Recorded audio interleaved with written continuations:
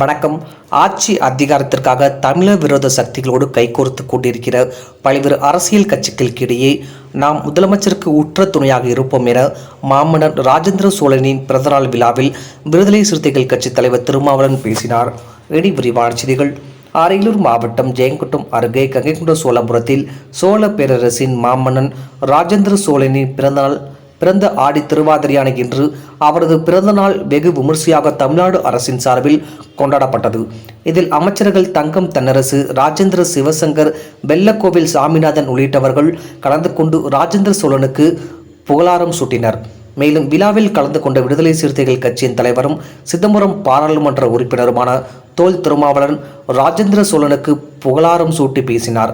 அப்பொழுது ராஜேந்திர சோழனுக்கு முக்கியத்துவம் அளித்து சிறப்பித்து வருகிற தமிழ்நாடு அரசுக்கு நன்றி சொல்ல கடமைப்பட்டுள்ளேன்.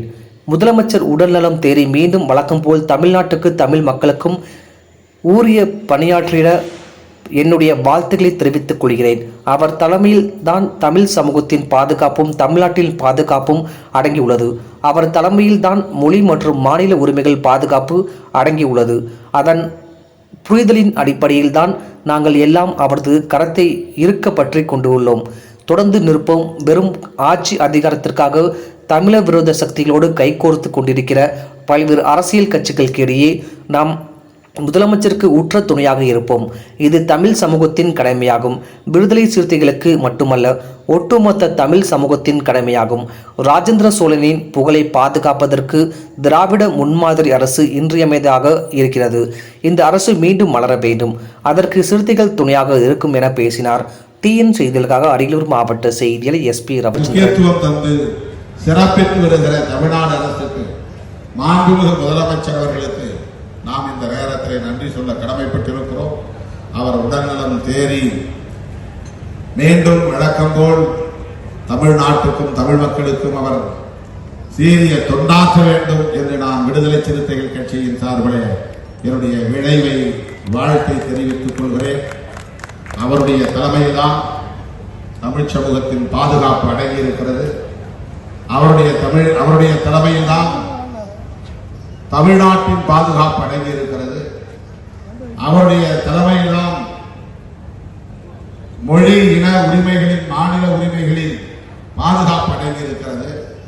அந்த புரிதலின் அடிப்படையில் தான் நாங்கள் எல்லாம் அண்ணன் கைகளை இறுக பற்றி கொண்டு இந்த களத்திலே நிற்கிறோம்.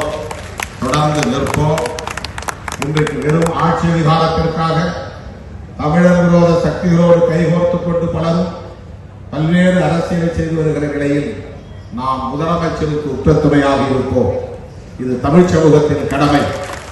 விடுதலை சிறுத்தைகளுக்கு மட்டுமல்ல, ஒட்டுமொத்த தமிழ் சமூகத்தின் கடமை. மாமன்னன் ராஜேந்திரனின் அரும்பெரும் சாதனைகளையும் அவன் சாதித்த சாதனைகளால் விளைந்த புகழையும் பாதுகாப்பதற்கு திராவிடியன் மாடல் என்கிற திராவிட முன்மாதிரி அரசு